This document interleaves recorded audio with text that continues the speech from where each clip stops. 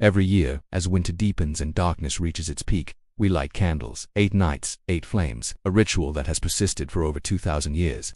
But Hanukkah is more than a holiday. It's a philosophical statement about the nature of truth, the power of knowledge, and what it means to survive against impossible odds. Tonight, we're going to explore Hanukkah not just as a historical event, but as a living philosophy, one that speaks to fundamental questions about light and darkness, truth and power, and the asymmetric battle between the few and the many. So, let's go back to 167 BCE. The Seleucid Empire controls Judea. The emperor, Antiochus for Epiphanes, doesn't just want political submission, he wants cultural erasure. He bans Jewish practices, desecrates the temple in Jerusalem, and demands complete assimilation into Hellenistic culture. This isn't just a military conflict, it's a clash of worldviews. On one side you have the empire. We're talking vast armies, cultural dominance, and the incredible prestige of Greek philosophy, art, and power spreading across the known world. On the other side, a small group of Jewish fighters, the Maccabees. They were vastly outnumbered and fighting not just for territory, but for the right to maintain their identity, their practices, and their entire way of seeing the world. Militarily, it should have been a lost cause. Conventional wisdom says the larger, better-equipped force always wins. But the Maccabees didn't just fight with swords, they fought with something else. There's a pattern you see throughout history, small groups defeating much larger forces. The Maccabees, guerrilla movements. Insurgencies that seem impossible but somehow succeed. What's the secret? The author Malcolm Gladwell calls it asymmetric warfare, but the concept is ancient. When you can't match power with power, you have to change the terms of engagement. You use knowledge, strategy, adaptability, and most importantly, conviction. The Maccabees understood their terrain. They knew their enemies' patterns, and they were fighting for something much deeper than territory. They were fighting for meaning itself.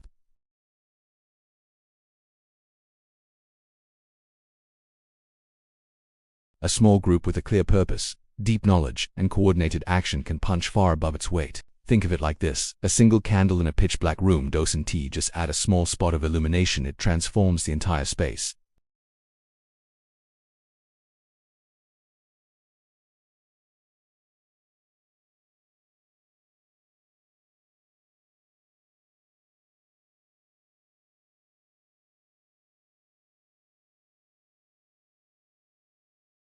They understood what they were preserving, and that understanding became a force multiplier. In philosophical terms, they had what we might call an epistemic advantage, the advantage of knowledge, not just of tactics, but of purpose.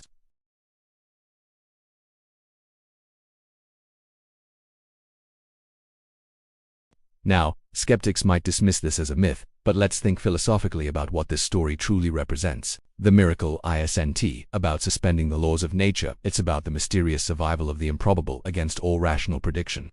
How does a small group of people survive exile, persecution, and displacement for millennia? How does a culture maintain its continuity while massive empires rise and fall all around it?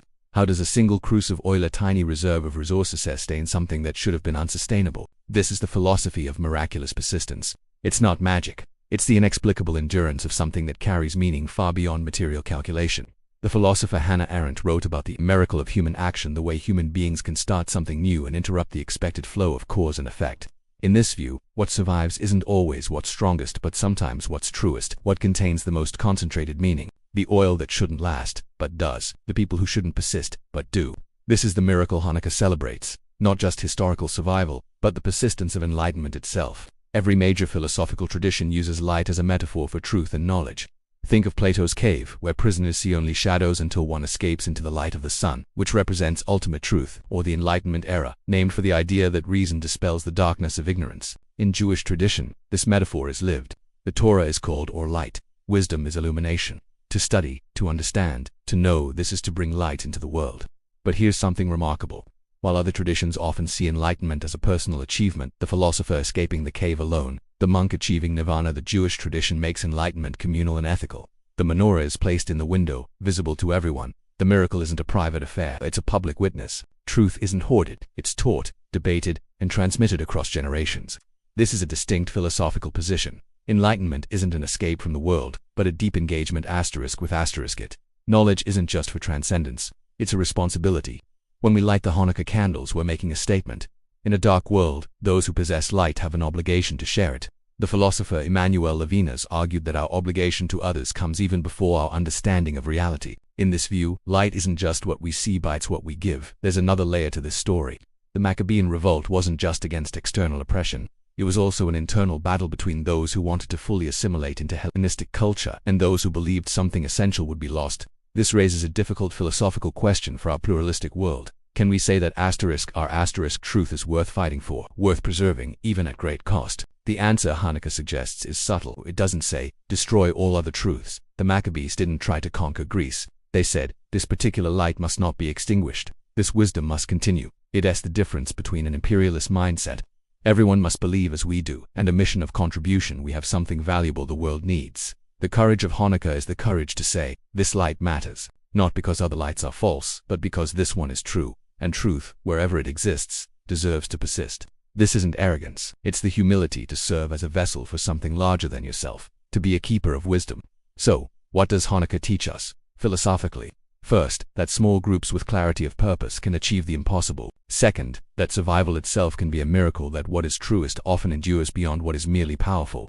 Third, that enlightenment is not escape but engagement. Light exists to be shared. And fourth, that in a world of many truths, the courage to preserve your particular light isn't arrogance, but a profound responsibility. Every year, this ritual repeats.